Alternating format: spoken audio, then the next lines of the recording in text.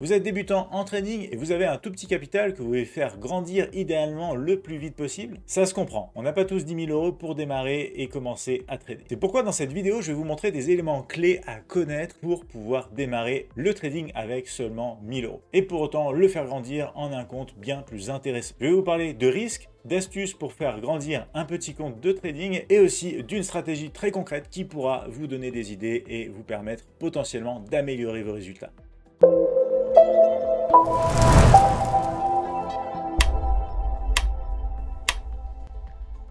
Démarrer avec un petit compte de trading, c'est pas facile. Et c'est pour ça que je démarre cette nouvelle playlist pour vous présenter plusieurs astuces, plusieurs moyens d'y arriver, bien évidemment, en tout état de conscience et de connaissance, des avantages comme des inconvénients. Car il faut le savoir, doubler son compte de trading, c'est possible. Alors on peut le faire de plusieurs manières. On peut le faire dans le temps, bien évidemment, ce qui est la plupart du temps recommandé, ou on peut le faire en une fois. On prend un trade, un pour un, on risque tout ce qu'on a sur le capital pour gagner la même chose, et si le TP est atteint, on a doublé son compte, si le stop est atteint, on a tout perdu. Alors après chez Admirals, vous avez des sécurités avec des appels de marge qui vont vous permettre de ne pas perdre tout votre capital sur cette position.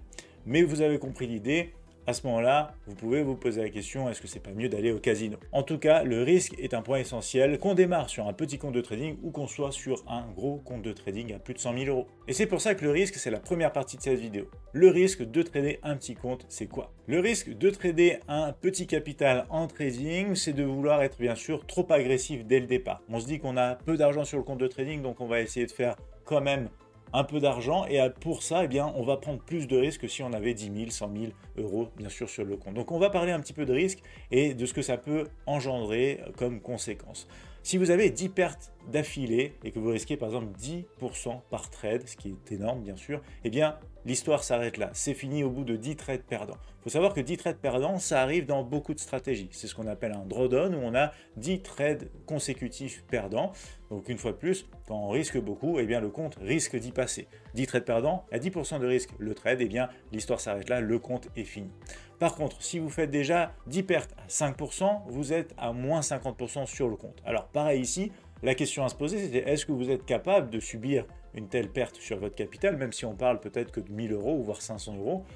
50%, c'est quand même énorme en perte sur le capital aussi. Regardez la suite, si vous avez 10 pertes consécutives d'affilée, cette fois-ci avec un risque à 2% par trade, eh bien vous avez une perte entre guillemets que de 20%.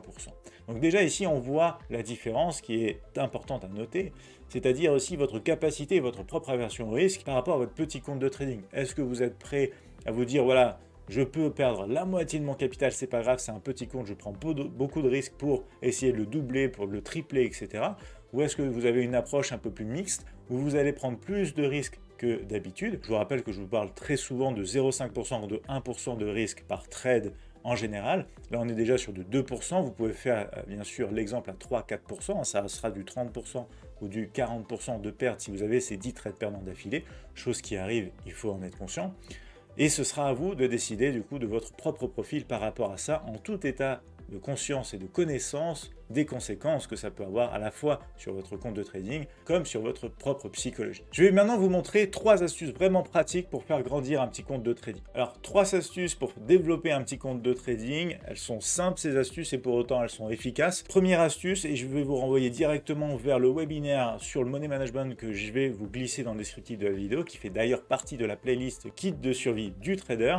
Il faut savoir quand augmenter son risque, quand diminuer son risque. D'autant plus quand vous partez sur un petit capital, parce que l'idée c'est de faire grandir ce petit capital. Si vous passez par exemple de 1000 € à 2000 € et vous continuez de risquer vos 2% des 1000 €, eh bien ça prendra encore plus de temps pour arriver à 3000 €, 4000 €, etc. Tandis que si vous utilisez une stratégie de money management qui vous permet d'ajuster votre risque en fonction de l'évolution de votre capital, typiquement par exemple, je ne sais pas, peut-être que vous passez à 1500 € au lieu de risquer 3% des 1000 €, vous allez peut-être risquer 3% des 1500 €, eh bien ça va vous aider à aller plus vite, à croître aussi plus vite. Alors attention, c'est aussi quand même à double tranchant, parce que quand vous allez avoir ces périodes de drawdown justement, eh bien si vous avez aussi trop de risques à ce moment-là, vous pouvez revenir en arrière relativement vite aussi. Donc ça c'est très important de bien comprendre que la stratégie de money management c'est essentiel. N'hésitez pas à regarder le webinaire que je vous mets en descriptif de la vidéo. Donc augmenter, diminuer les risques, c'est la première astuce. Deuxième astuce, jouer du coup les intérêts composés.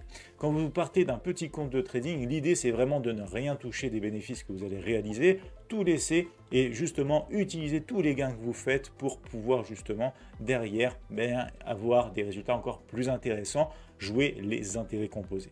Troisième astuce ici, ajouter du capital peu à peu. Alors ici, c'est selon bien sûr l'approche, la capacité de chacun, mais je vais vous montrer un exemple très concret de ce genre de choses. À la fois le cumul des intérêts composés et le cumul d'ajouter un peu de capital de temps en temps sur le compte pour aider ce petit capital de départ sur lequel vous pouvez peut-être pas mettre beaucoup au départ, mais dans le temps rajouter un petit peu parce que ça va faire aussi effet boule de neige du moment que vous suivez bien votre méthodologie et notamment le money management. Et justement ici, je vous ai concocté un petit fichier Excel pour mettre tout ça vraiment en pratique. Alors, on a une colonne année, on a une colonne mois, on a une colonne ici capital, de ce côté-ci d'ailleurs, avec performance par mois, j'ai mis 10%, on va pouvoir jouer un petit peu avec ce nombre-là, bien sûr. Et puis vous allez voir qu'en fonction du nombre de mois, en fonction du nombre d'années, les intérêts composés prennent place et deviennent vraiment intéressants. Et on va voir aussi qu'on peut rajouter un peu de capital de temps en temps et que ça fera donc ce fameux effet boule de neige. Donc là, si on part par exemple d'un compte à 1000 euros, si on part par exemple plutôt sur du 5% en moyenne par mois, donc ça veut quand même dire bien sûr que vous avez une stratégie qui est efficace, 5% ça devient déjà très intéressant à réaliser sur votre compte de trading par mois, puisque vous allez voir qu'au bout d'une année, vous allez réaliser déjà en faisant, attention et je le précise, 10% en moyenne par mois, fonction du montant du mois précédent. C'est-à-dire que ici, on réalise par exemple 5% des 1000 euros, là on va réaliser 5% des 1050 euros, etc., etc. Vous avez compris l'idée. À partir de là, au bout de 12 mois, on fait 80% de bénéfices ici. Au bout de 2 ans, on fait 223%. Si je pousse directement jusqu'à 5 ans, vous allez être sur du 1768%, ce qui est déjà énorme. Mais bien évidemment, ça représente 18 679 euros, bien parce qu'on part de seulement 1000 euros avec 5% de profit en moyenne par mois. Si on arrive à partir sur du 10%, ça devient bien sûr notamment beaucoup plus intéressant. Vous voyez que l'écart qui est créé, on passe de 80 à 214%. Ici, ça n'a rien à voir, on double bien sûr tout ça et en termes de résultats, même ça fait plus que doubler les choses. Vous voyez, même au bout de 5 ans, 30 348%. Et là, on a 304 482 euros. Donc, c'est juste énorme aussi. Donc, si on fait un juste milieu, on va dire, par exemple, vous êtes capable de réaliser du 7% en moyenne par mois. Et vous allez, en plus donc de cet intérêt composé que vous venez de voir ici et qui travaille dans le temps, on parle de quelques années, mais ça vaut le coup puisqu'on part d'un petit compte et ça se transforme vraiment en une taille de compte très importante. Et bien, si vous décidez de rajouter par exemple ne serait-ce que 50 euros par mois, qu'est-ce que ça change? On passe de 125% réalisé au bout d'un an à directement 204. Au bout de la deuxième année, 674%, on va aller plus vite, 9491% au bout de 5 ans et votre capital atteint quasiment les 100 000 euros. C'est ça les astuces aussi très concrètes pour faire grandir un petit capital. Attention, je le souligne, quand on a déjà bien sûr une méthodologie, une stratégie sur laquelle on peut se fier et travailler aussi un bon money management. Allez, il est temps de parler maintenant de la stratégie pour faire grossir un petit compte de trading, un petit capital en bourse. Et étant donné qu'on est sur un petit capital, qu'on essaye de faire grandir, sur lequel on prend peut-être un tout petit peu plus de risques que d'habitude, eh bien il nous faut une stratégie pour petit compte de trading qui soit quand même qualitative, forcément. Donc un scénario de qualité. Ça veut dire quoi? Ça veut dire idéalement on suit la tendance, on va attendre un trading plutôt de retracement que de breakout. Je vais vous montrer un exemple justement dans un instant. On va comme ça avoir plus de confirmation. On aura aussi un placement de stop plus intéressant et pour autant on pourra aller chercher le même genre de niveau comme objectif mais avoir un take profit donc aussi ratio risque-reward derrière plus intéressant, d'où le RR juste en bas de la liste. Juste avant de partir sur les graphiques, je voulais vous montrer comment trader avec un petit capital en tirant avantage justement de ce fameux risque-reward parce que c'est un élément clé de vos résultats en trading avec le taux de réussite. Dans un instant, je vais vous montrer justement qu'avec un même scénario, on peut passer d'un ratio de 3 à un ratio de 6, voire même plus. Et du coup, je vais vous montrer bien sûr comment faire ça. Pour le coup, on se dirige directement sur la plateforme pour voir des exemples de stratégies pour transformer un petit capital de trading et mettre les probabilités de notre côté. Alors, on se retrouve sur les graphiques tout de suite ici, le GBP/USD, vous allez voir, c'est très simple. Je vous montre en fait comment on peut réagir vis-à-vis de niveau de structure sur le marché. Là, en l'occurrence, ici, c'est une résistance qui va passer support. Alors, résistance, dans un premier temps, je vais vous montrer les points de test ici. On a un premier test ici, on a un deuxième test par là. Et là, on commencerait à avoir du coup ce qu'on peut identifier comme un breakout, puisque on va avoir, je vais vous le montrer juste ici, justement une bougie qui va clôturer au-dessus. Alors, on va juste regarder ici, vous voyez, elle clôture au-dessus de la bougie précédente ici, pas au-dessus du sommet, mais à clôture au-dessus de la bougie précédente. Et du coup, c'est le premier scénario limite qu'on pourrait avoir ici, hein, sans savoir bien sûr ce qui se passe derrière. Donc quand on avance comme ça, bougie par bougie, c'est typiquement un breakout qui est déjà en fait possible. Donc là, sinon, on a même le breakout d'après qui est confirmé avec une bougie encore plus grande. Mais typiquement sur ce genre de choses, le souci en fait du trading de breakout et ce qui va jouer en votre défaveur en termes de risk-reward, ça va être tout simplement le fait de devoir en fait placer un stop sur un endroit qui est quand même un petit peu sécure, c'est-à-dire que si on le place directement sous le dernier creux, il y a des probabilités bien sûr que ce soit atteint, donc si on place sous le creux encore d'avant ou sous même la borne basse de la zone de range, puisque ici vous ne le voyez peut-être pas, mais je vais vous le montrer immédiatement. En fait, ça traduit un range. On a deux sommets et on a des creux aussi consécutifs ici qui se tiennent. Donc en fin de compte, si on veut vraiment aller sous la borne basse de la zone de range, voilà ce qu'on doit regarder. D'accord ? Et pour autant, si on cherche par exemple un ratio intéressant, du coup 1 pour 1, 1 pour 2, voire plus, etc. On va prendre par exemple ici sur un test, on part en fait de la zone des 1,27, 20, on va regarder pour le test tout simplement des 1,27, 50. Donc là, ça nous donne par exemple, vous voyez, un ratio à 1,5. Donc si le stop est plus petit, c'est pour ça que tout à l'heure je vous disais, par exemple, on peut avoir des ratios à 3, etc. selon si on le met sous le prix médian, etc. Mais là, on va faire ça comme ça. On a un ratio à peu près à 1,5 sur ce scénario de breakout, avec un stop protégé sous la borne basse, puisque quand on joue un breakout, ici, c'est l'endroit, entre guillemets, le plus safe pour jouer ce genre de scénario-là.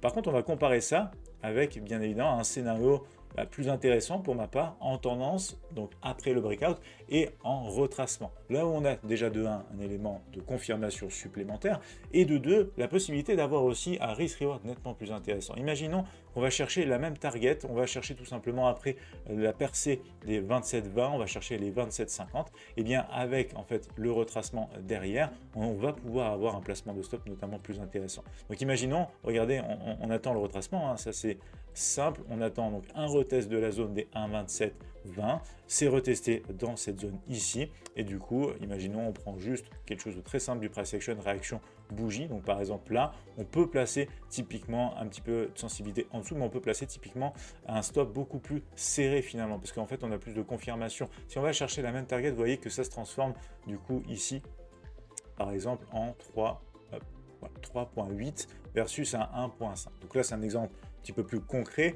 Si on attend ensuite la deuxième opportunité, vous voyez avec la petite bougie ici, parce qu'on revient chercher la zone une deuxième fois ici, vous avez encore un meilleur point d'entrée où là, le ratio passe carrément à 8. Donc ça dépend aussi de vos horaires de trading, de vos signaux de trading, bref, de pas mal de facteurs. Mais vous voyez un petit peu l'idée, la différenciation qu'on peut faire sur finalement un scénario relativement commun. En fait, on attend de la hausse, hein, c'est juste qu'on a un scénario de breakout versus un scénario de retracement, et votre risk-reward est totalement différent, ce qui peut vous aider aussi à faire croître beaucoup plus vite votre petit compte de trading. Voilà pour cette première vidéo sur comment faire grandir un petit capital en trading, comment développer un petit compte de trading en bourse. J'espère que ça vous a plu. D'autres vidéos vous attendront bien sûr. D'ici là, je vous invite à regarder ces vidéos déjà pour continuer d'en apprendre plus en trading et je vous dis à très vite dans le prochain tuto.